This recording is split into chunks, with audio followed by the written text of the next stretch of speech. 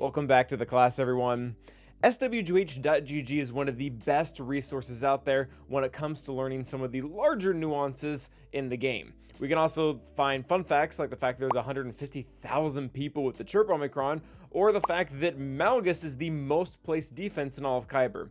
But what I want to do today is take a look at some of the GAC counters that a lot of people are still using that don't seem to be winning even half the time. So that's what we're going to do. We're going to look at some of the counters that are being used out there thousands of times every single month that are really only winning at about a 50% win rate, or maybe a little bit better or a little bit worse. And the whole point of this video, it really is not to berate or to make fun of anyone who's using a bad counter, because in reality, most of you are probably doing this because A, you don't really have a better option, or B, you were just trying for it to kill anything at all so you could maybe 2 or 3 shot it. And while that's fine, especially because those battles are already over and we can't do anything about it, what we're trying to do in today's video is recommend some better counters that you can maybe either put together immediately or you can build into your roster building, assuming GAC is important to you at all. So the first counter we want to talk about is CLS versus Star Killer. And quite frankly, I have to think that people are doing this because they have no other option. The synergy that CLS has is great in general. It's a good team, but using it against Star Killer that is just immune to so many of the different things that CLS is going to be trying to be doing just doesn't make any sense at all. To me, the reason why this is probably hovering around the 50% win rate, as you can see here, is because you're probably wanting every single time that they use an AoE for every single person to counter, and on the off chance that that happens, you probably get some nice kills and can kind of work your way into a win there. But most of the time when you're doing this, if you don't get those counters, then this just ultimately results in failure. Granted, this does work a lot better when they don't have an ideal fifth, like they're missing Visas, whereas all these comps have Visas, or maybe they have a really poor Jedi that isn't even actually a tank that'll work better. But overall, the counter just doesn't make that much sense because CLS, a counter who really wants to not have everyone consistently debuffed, and even more things happen when you're debuffed when you're fighting at Star Killer, like you lose damage, and you just don't have a way to consistently cleanse it because that CLS team just doesn't have that in their nature, not to mention they can't land any of the stuns that they want to stun, or they want to land. So since we're trying to move away from this counter that a lot of people are using, there was like 30,000 people and even 9,000 people in the last season alone, or something like that.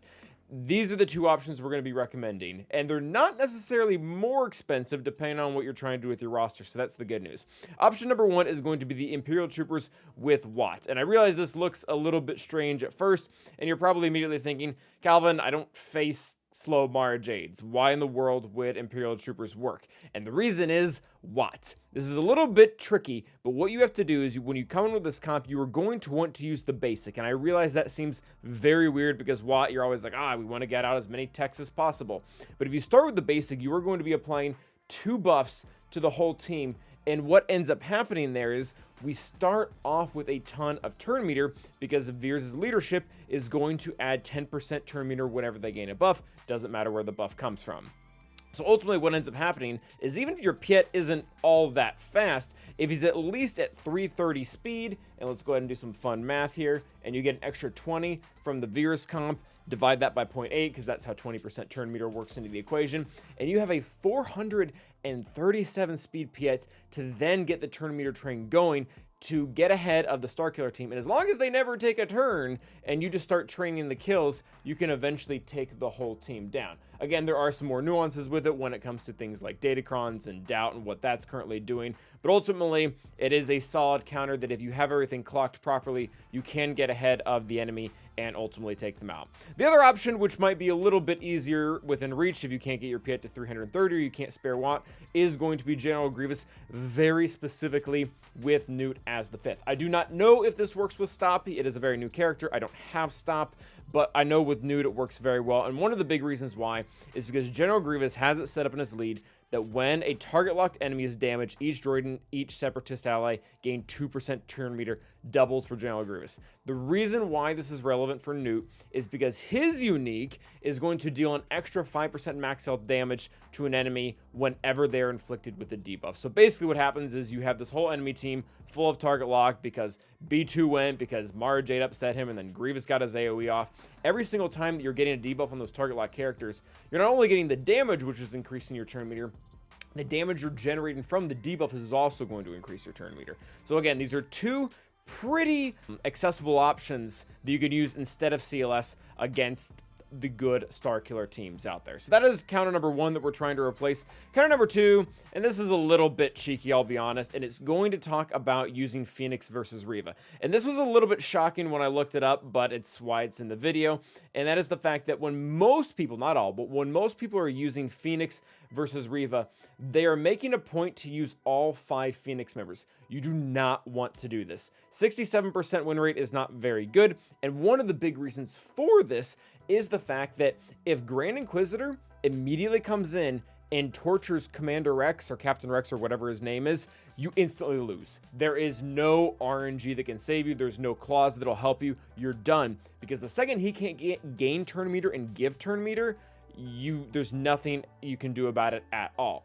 Now, with that being said, going back to the chart, there are some other solutions that we can look at. Number 1, you could just throw your Traya team at it, which, you know, that's expensive, but I guess works. The other option is to use the same Phoenix team, except replace whatever 5th you were using, whether it be Kanan, Zeb, Ezra, or whatever, with a pre-taunt. It really does not matter what pre-taunt you're using. It can be Geonosian Brute Alpha, it can be L3, it can be Baze, it can be Set. You need to guarantee that Captain Rex, that's his name, is not going to get tortured right off the bat from Grand Inquisitor, who's going to be starting with his bonus turn. And once you can do that, you'll be able to gain enough turn meter because you'll be attacking out of turn. And there are a few RNG factors after that, like if you never land the stagger, or if you don't get days on everyone and they eventually catch up. But for the most part, that makes the counter much more consistent overall. And again, it's just not something everyone out there is doing. The next one is going to get super nuanced, and that is going to be talking about Mon Mothma. I realized that Wampa, for the most part, beats most weak Mon Mothmas out there, whether they be at a lower relic level, gear 12, gear 11, or they're just not using the most ideal comp. That being said, there are a lot of people that are still placing what we'll consider the better comp here, using both the turn meter twins of Pow and Hoth Rebel Scout, as well as Cara Dune for the revive, and then Kyle Katarn just for the overall damage and start being able to go first. This counter only shapes up to about a 50% win rate, and these are all over multiple seasons, by the way. I'm trying to cut out Datacron influence by doing that. But that being said, 50% is pretty atrocious, and you can start to box this out by having better mods on your Wampa, or just by simply having way higher relic levels on Wampa than your opposing Mon Mothma team. But if you want to kind of get away from all of that and just use Wampa against a team that he will beat more consistently and more of the time, we are going to be looking at using Iden. And I realize, you know, you're probably thinking, all right, that's way more of expensive a counter. I would rather just go with the 50%, or you're probably assuming your win rates are higher at 60 or 70% than having to build the whole Iden team. And I want to tell you, it's not really as challenging as you might think, because for the longest time, as long as the enemy team didn't have a good Datacron, gear 12 on my entire Iden team would consistently beat Mon Mothma for me. And the other surrounding Imperial Troopers are not all that important. You obviously have to Iden. Specifically, you have to have her Omicron. That's how this whole thing works. It was custom built to beat Mon Mothma, and it does so at a very good rate. I do like to have Storm and Scout just because they do other fun things on the team, but overall, it's going to be a much easier solution than trying to use Wampa. Again, assuming all these factors, like the fact that they're at decent relic levels, which I guess we'll say 3 is decent, and then on top of that, they're using one of the better comps. Next up is going to be General Skywalker versus Traya, and again, this is very much a counter I'm sure everyone is using because they feel like they have to. They get into the back wall. They already blew whatever Galactic Legend they had on the front wall against probably their opponent's Galactic Legend. Trey is sitting in the back, and this is starting to become a real problem because this team is just so accessible. We're starting to see it even in the lower divisions on defense more and more and more. And a lot of people are thinking, oh, my best team left is General Skywalker. I'll just go ahead and use that. Well, they do, and then it goes very poorly. And quite frankly, it makes sense that it would go very poorly, because what you're essentially waiting on is you're waiting for General Skywalker to build up enough damage from the enemy team having a lot of buffs. You don't want to play the waiting game with a team that has an Annihilate, because what will most likely happen, 47% of the time, is Nihilus will get his Annihilate. When Gas is standing, he'll eat him, and it's just game over. If you can get lucky enough that he's sitting and then he eats someone maybe not as crucial, let's just say Arc Trooper, and then Gas stands up and by this time has built up enough damage it can just beat the rest of the team, that's great, but that's probably not what's going to happen the majority of the time, or I guess 53% is the majority. But with that being said, there are better options out there that we can be using, and this one is tricky, but it's really cool if you can get it down, and that is going to be Gidme. We've talked about this team a lot, and you don't need to use this exact comp, but what you do need to be using is you need to have Padme lead, you need to have Gideon. He doesn't need to be atrociously fast, he just needs to be faster than the enemy Traya team, and typically Traya teams are not that fast to begin with, just because they don't need to be. And then after that, you need to make sure that you have Galactic Republic support characters. It doesn't need to be Shock, doesn't need to be R2, doesn't need to be Grandmaster Yoda. We picked them just because they're really common characters for people to have already worked up because of the requirements for other things. You can use Ayla, you can use Eth Koth, you can use Cup. They're all still completely on the table, but this is probably one of the more accessible comps out there that you're going to be able to use. And once you put this together, what's going to happen, I guess I didn't even explain the process of this all, is Gideon will go first. He's going to use control of the situation, and that is going to give 100% protection up to any ally. They don't have to be Imperial Remnant, they don't have to be Empire, they don't have to be Dark Side. He will give it to every single one of these characters, and because of Padme's leadership, they're going to convert all of that into courage, and you are going to have about 20 stacks of courage per character, and you're just going to start deleting the enemy team. It's not really typical for the enemy Traya team to be loaded with a lot of protection, and even if they are, this team is just so health built. If you go into Savage, Talons, and Treyas and do their uniques, they all give health bonuses. So you just have so much to work with when it comes to trying to annihilate and zap them immediately out with courage. And the last team that we're going to look at, or the last counter we want to look at, is going to be Imperial Troopers versus the new Night Sisters. Very important on the new there, and the new we're referring to is Merrin being on the team. Cal Kestis has now come around several times, meaning that most people have gone after him, or at least in the higher divisions have, and have gotten Merrin and have added them to their Night Sister team. It's great. Some people are putting it on defense, and a lot of times the temptation is, oh, Imperial Troopers have typically worked against Night Sisters, so that will probably work here too. Wrong, because Merrin was specifically engineered to give the team, or give herself, and have enough turn meter mechanics to outdo everything that even some of the really good Imperial Trooper teams are doing out there. So they're going to be able to catch up. You're not going to be able to permakill anyone, because even if you do add in a permakill like Death Trooper, you just can't get everything to line up right because they revive too quickly, and the Death Mark won't stick unless one of them is actually actively dead. So the solution that we're going to be going with that is not that, oh, did that? Oh yeah, it did show up. Is going to be two things. Number one, you can just take a super anti-revive bounty hunter team. Bosk led, just so you have a good amount of survivability. Jango, Boba, and Mandalorian all have anti-revives. Jango does not even need to get contract, rather actually neither does Boba Fett. But overall, this is a pretty good team to work, and that you can get Bosk and Grief linked up correctly in the beginning to be able to get a nice onslaught into the team to get them weak enough to be able to start getting those insta kills. And now, or the permadeaths.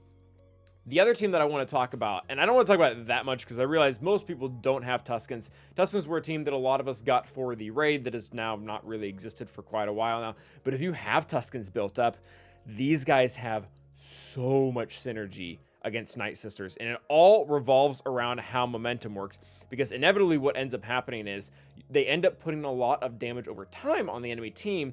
And what will happen is Merrin, whenever there's a lot of debuffs that are getting spread, she will start to gain turn meter. When she gains turn meter, they gain momentum, and then they start to do all types of crazy stuff. Not only does their defense get super high, they start to land stuns, they start to put out a ridiculous amount of dots that will start one-shotting them if Merrin can't cleanse them in time, and then Warrior also does some really fun things where she gets massive damage. So overall, it's a very hard counter to Night Sisters that if you have it lying around, I would even even if you only have a few of them relicked for whatever reason, it might even be worth trying an undersize just to take it out if you're trying to apply Datacron or something like that to it. So overall, Knights or Troopers have not really been that great of a counter to Night Sisters. Use them against Star Killer if that's there and you have WAD accessible. Switch over to the Bounty Hunter permadeath comp or just a simple Tusken comp if you have it available. So that is going to be the video.